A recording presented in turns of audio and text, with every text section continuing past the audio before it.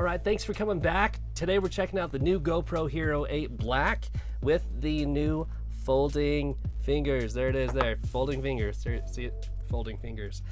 They're pretty cool. Put them away there. Hope that you guys enjoyed the ASMR unboxing video. I had a lot of fun doing it. But yeah, stick around and let's get into it after this.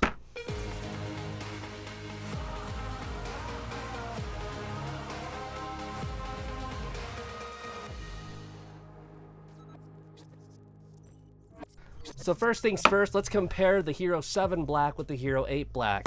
Originally, you had a replaceable lens cover on the Hero 7 Black, and you can remove that lens in case it broke or got scratched. With the new Hero 8 Black, you don't have that feature, but the pro about that is that the camera is slimmer. GoPro does claim that it does have stronger glass on it, a little more resistant, but if it shatters and breaks, you got to replace that. There's no fixing it yourself as it's baked into the frame, as you can see there. The other downfall is that with this new lens setup, you actually can't put on an ND filter because it just doesn't attach. It's just so shallow, there's no way to put it on there, but you could put it on the Hero 7 Black like that right there. So there's that. And another thing is if you want to mount your Hero 7 Black, you do need a frame on there that has the mounting grips underneath it. With the Hero 8 Black, you have the mounting grips underneath it. I did see that it's quite wobbly when it's mounted though. Something that I think I could live with now with HyperSmooth 2.0, hopefully. But if you did also want to have that stability so that the camera doesn't move, you could also buy a replacement housing from GoPro's site that not only protects the camera but has built-in mounting grips underneath as well. However, there was an improvement that was made in the Hero 8 Black, and it's that there's only one door. You open it, that's a little nice added feature there. The red on it lets you know if it's opened or not, that you need to lock it. But when you open it, you have a battery slot, a micro SD card slot, and a USB-C port inside of it there. With the Hero 7 Black, you had two doors. I always got confused, like which one's which again? Where's my SD card? I don't know. One thing that the Hero 7 does boast that the Hero 8 doesn't boast, the older version, keep that in mind, the older version has an HDMI out. They took that out of the Hero 8 Black, and they didn't include an HDMI out in the GoPro Max as well. That was a tongue twister. I shot that a few times. Moving right along, we did talk about the glass on here. It is a stronger glass, but if you do want that extra protection through GoPro's website, you could buy a protective glass to put on there as well. One new upcoming feature that the Hero 8 does boast is Hero 8 mods. You can buy these mod attachments for the Hero 8 Black, one that has a light, one that has an LCD screen. I believe they all come with this forward-facing mic that hopefully makes vlogging a little easier on the GoPro. I think they're targeting vloggers and creators with the Hero 8 Black with the Hero 8 mods. Let's talk about the batteries real quick. This is the Hero 8 battery, and this is the Hero 7 battery. They're pretty identical, as you can see here. They look the same. They actually have the same charging ports because they're technically almost the same battery. Both batteries carry 1,220 milliamps of power inside of them. It's just the output of power that's different with them. With the older battery, they don't output as much power, meaning that you could use this on a Hero 8 Black, but some of the features won't be available because you need that extra power to do it. But the Hero 8 battery is backwards compatible with the firmware updates on the older cameras. So you could use this on the older cameras, you just have to update with the firmware there. The good news about it is that if you do have one of those double battery chargers, you could still charge the battery using this charger. Hero 8 also introduces an updated UI, allowing you to switch from digital lenses from Super View 16mm, Wide View 16 to 34mm, Linear View from 19 to 39mm, and Narrow View that's 27mm. All resolutions are available for HyperSmooth, which is HyperSmooth 2.0, making your images super smooth, or HyperSmooth. I get it now, that makes sense. What's cool is that HyperSmooth works so well that you really don't need a gimbal anymore. And if you add HyperSmooth to those super slow-mo 240 frames per second shots, it's just buttery smooth, unlike anything I've ever seen on an action camera of this size. I took a stab at doing my very first night lapse shot. Check it out here. I plugged in the camera with a USB-C to a power brick, left it outside all night, and you can see some light pollution because I still live close to the city, but it was really cool to be able to capture a night lapse from a camera at this size. Back to HyperSmooth 2.0, it's pretty awesome. I want to show you some samples of shooting in HyperSmooth 2.0. This is me walking with HyperSmooth turned off. This is me walking with HyperSmooth turned on. This is me walking with HyperSmooth Boost turned on. As you can see, it probably crops in a little bit more around the edges, but the image is completely stable. Looking at these images side by side here, let's focus on the compression. Can you see a difference in the picture quality? Here's a really short sample of Time Warp 2.0 compared to Time Warp from the Hero 7 Black. What's cool about Time Warp 2.0 is that in the Hero 7 you had Time Warp, but you could adjust 2 times, 5 times, 10 times, you could adjust the speed. But sometimes you just want to run and gun and shoot and share what you have. So it does automatically ramp up and ramp down your shots depending on movement. Hero 8 also introduces Super Photo and improved HDR. Can you tell a difference? I don't know. You guys may know images better than I do, but these are raw images, and let's zoom in a little bit more to see how they look. Hero 8 also introduces live burst. You can switch to live burst mode in the photos, and you can take a photo. It'll take some photos seconds before and seconds after, so that way if you're worried if you missed the shot, you can go back and choose which image was the best and keep that photo.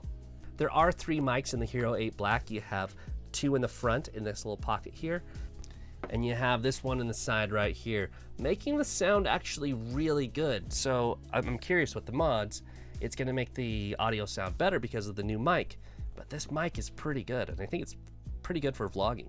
You know, as for vlogging, I do think that this is a pretty decent vlogging camera. Also with the Hero 8, you can do custom shortcuts as well as presets in there. So if I select my video here, those are the ones that are baked in. I can also hit plus and customize and add my own presets to that.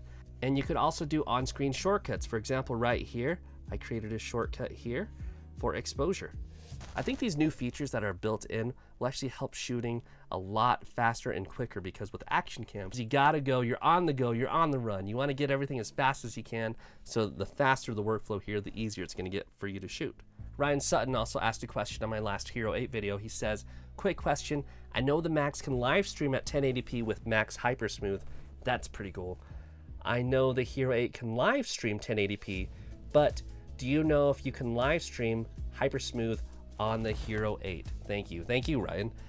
So I actually did my very first live stream just to test this out just for you, and I didn't see any options for HyperSmooth, so I don't know if it's there or not, honestly. When I come out with the Max review, I'll do a live stream on that as well, and maybe if that says HyperSmooth in there, that gives the option in there, and maybe compared to the Hero 8, it means that the Hero 8 doesn't have that option. So those are the features, those are all the things that I've discovered while using the new Hero 8 Black. Now, the question that you've all been waiting for is, if I have the Hero 7 or the Hero 6, or if I don't have a camera at all, is the Hero 8 worth getting? In my opinion, I think it is. It's a really good camera because HyperSmooth 2.0 is unlike anything I've seen in any camera for image stabilization.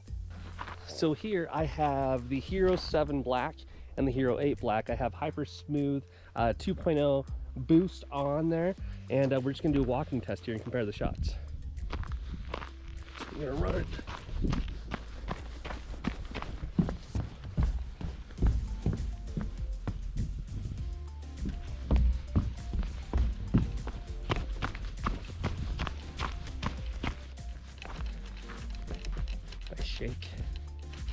If I shake, I'm walking.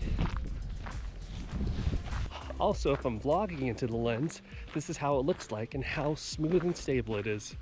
I know that some people have a preference for vlogging, that when you vlog, you want to have that buttery smooth background. You don't have the depth of field. You won't get that in a GoPro. But what's great is that it does have the wide lens in it, so it does capture most of the things around you. And it's so small. It's just a tiny little thing. This, like I said, the Hero 8 is gonna be a great secondary camera. I think you just pop it in your camera bag and you can use it when you need it as a backup camera or a side camera or a great behind the scenes camera. Now I know what you're thinking. Should I get the Osmo Action? You can, but take everything that we talked about today and see if those features work for you. Also, I love the design of the GoPro. I think it just looks and feels better. Everything's compact into one piece. And the other question is, well, these new iPhones coming out have these wide lenses on it. They look like GoPro footage. They're actually really good footage. So I don't know what to tell you guys. There's a few options out there, but if you like GoPro quality, their product, and you know, some of the features that they've come out with, I think that the Hero 8 is a good buy. In my opinion, I actually am more prone to the Max, because I think 360 is the future of action cameras. But you know, GoPro's always done their good, better, best model. Currently you have the Hero 7 Black as good, you have the Hero 8 Black as better, and you have the Max as best. That's your lineup this year. So you go good, better, best. I think what's great about the 360 camera, not to talk about it in the Hero 8 video, is that it captures everything. The problem is, you want slow-mo, you gotta go with the Hero 8. You want to capture everything, you gotta go with the Max. Someday we're gonna get there where it has everything into it, but those are your options for now. Could this all have been done in a firmware update? Maybe, I don't know. But anyway, thanks for checking out my review on the GoPro Hero 8. Drop a comment below, let me know if you're gonna get it, or you have any other questions, I'd love to answer them for you. And I'll see you guys on Instagram, come check me out at Roger Sang. And last but not least, I have a new podcast out, which is Crossing Paths with Roger Sang. I release new episodes every week, so go subscribe, leave a comment in the Apple Podcast store. Thanks for watching, and I'll see you guys in the next one. Peace.